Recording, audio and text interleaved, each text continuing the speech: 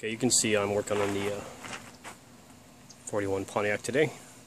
I was going to shoot this side, and I'll turn it off and flip the camera so you can see what I'm doing.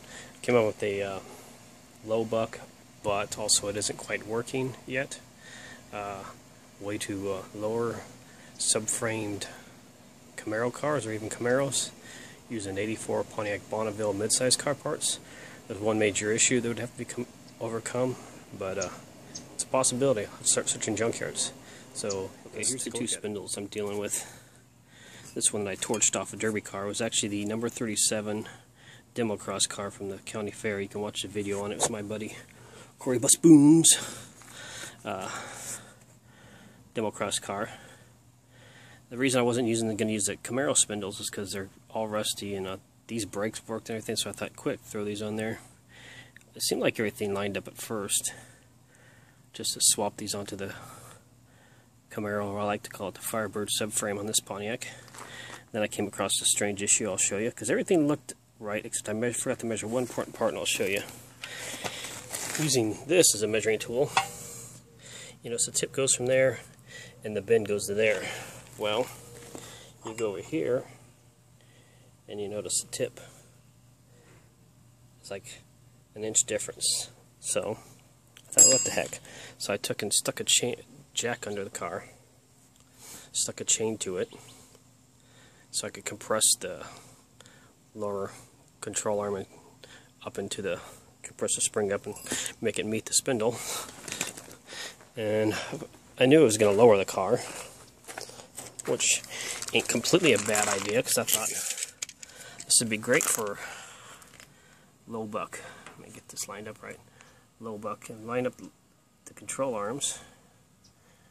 I'm going to line up the tires because they're at a different height. Line with control arms, I'm at 2.5 inches. My fancy rims.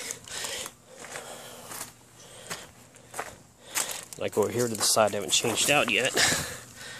Get everything lined up. Line up the control arms. And I'm at 4.5 inches. So it's 2 inches lower, which would be great if you could just go to the junkyard and grab a couple factory spindles. It's got newer brakes on it, so maybe they'll keep the parts around longer. It uses metric brakes. Everything else fit. I haven't tried the tie rod, but they look exactly the same size. So, but the issue is you can see how that tire has a lot of caster. No, that's not caster. That's camber, or whatever, something like that. That'd be fine if you're a tuner kid that likes that, but he's going to wear out your tires. Now the other option, which you need a lot of work or be good at it, would be make yourself some tubular upper control arms to correct the situation. I'm using, this is a Camaro subframe.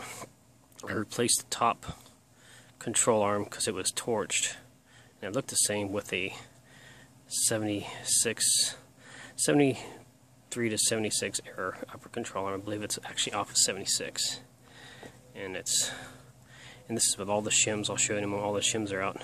So if the control arm was a little bit longer on top, it would fix that. You're not a lot harder to shorter than a lower control arm, but plus at this point I have no adjustment. I'll show you that, what I mean by no adjustment, in a moment.